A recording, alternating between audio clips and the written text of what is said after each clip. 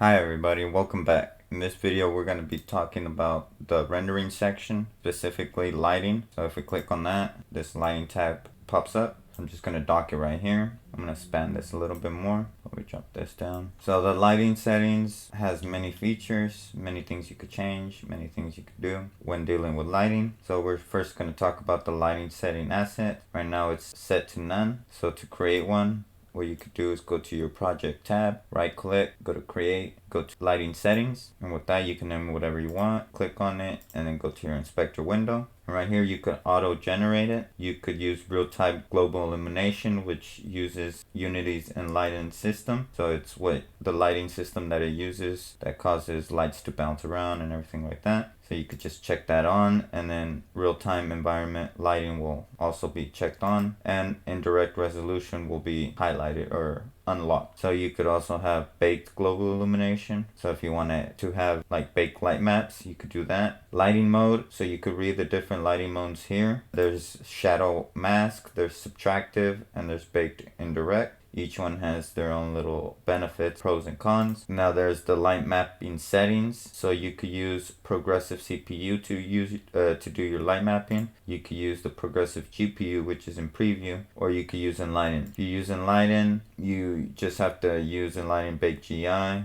That's for backwards compatibility only. So if we go to Enlighten, you could also enable final gather. You could do indirect resolution. So indirect resolution would be the indirect lighting, what resolution you want. And this is pixels per unit. There's also light map resolution. So if you want a resolution for that, there's light map padding. So the padding for the light maps. So when you actually, I'll show you later, but when you actually bake a light map, it becomes like a texture, and you can have padding between those textures. There's max light map size, so you could actually adjust the light map size. So if you want a really big light map or a smaller one. There's compression, you could change the compression on it. So if you want it to be low quality, high quality, none. You could also add ambient occlusion. So ambient occlusion, this just specifies if it's going to be baked in the results or not. So you could have it baked in the results. You could change the max distance, the indirect lighting contribution, and the direct lighting contribution. There's also directional mode. You could have it between non-directional or directional. All these are pretty much for the light maps. So you could have an albedo boost for your light maps. You could change that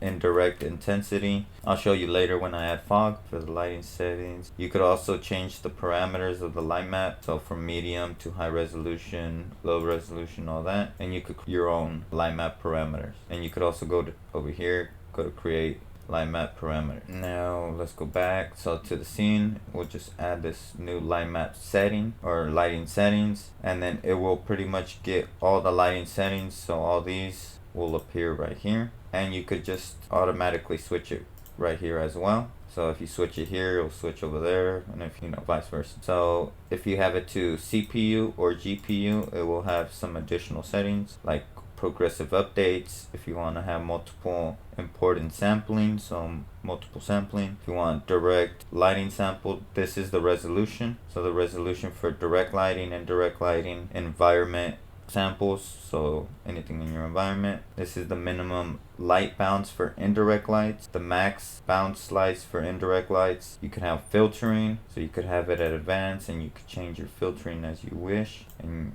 you could have it at none as well. This is the indirect lighting resolution. There's light map resolution, all the stuff I was talking about earlier. So this is for light probe visualization. So when you place your light probes in the scene, you can display weights, display the occlusion, and have highlight invalid cells as well. Down here you have a checkbox where you could auto generate the light maps for you, or if you don't want to do that because it usually is always working in the background, you could uncheck this and just click generate light map when you please. You could also force stop it or cancel it at any time that it's baking. You could also clear bake data and bake just the reflection probes. Now environment, this is where you would change your skybox material. So I don't have presently a skybox material, another one, but change it here. So as you see, the background changed, and everything like the shadows and everything is influenced by that material. But yeah, like I said, I don't have no other skybox, so I can't show you guys, but there's plenty of them in the Unity asset store. Sun source, so this would be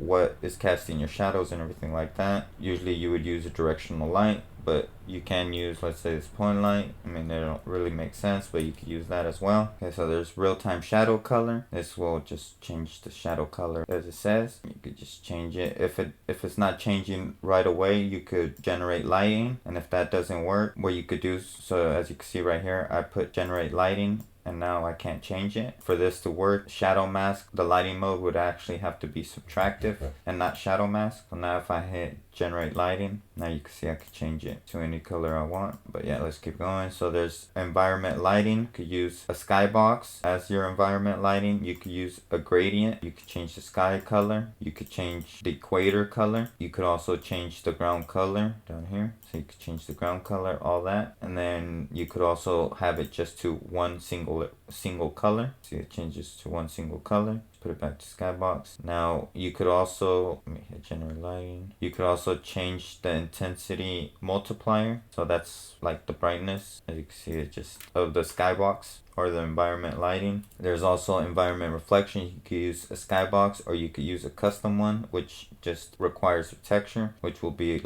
a cube map, and then you could have it uncompressed, compressed, or just auto. And this is also the intensity multiplier for the reflections and the bounce of the reflections. And here's the fog, so you could add fog, and there's different kind of modes of fog. Exponentially squared, if you just add it, it just adds fog. There's exponential, which is pretty much the same thing but not as dense, I guess you would say. And then there's also linear. The linear, there's a start and an end. So the start is pretty much, I think, where the camera starts. So if over here, so yeah, from where the camera sees the fog, and then if you just lower the end part, you can start seeing the fog. It will start coming in, and there's the fog. And then you could also have a halo texture that will be automatically put on any halos that you add to your scene. You could adjust the strength of them. The same thing with flares. This is if you have any flares in your scenes, so any lens flares. I have videos on that. I'll post them up above so you guys could check out lens flares and all that. I think it's the same one for the halo. There's flare strength, so you could change the lens flare strength. And there's spot cookies. Those are just pretty much textures that are applied on your light, and you could change that as well here. Now this is a real-time light map. As you can see, it's just like a texture. And there's also bake light map, and it's the same thing with, there's little settings that they have. So if you want to change the brightness right here, you could also toggle the UV overlays. So this is the UV, and then you can have bake light map, bake directional. You can see all the different bake things that it has pretty much. So bake UV chart, and this is a way of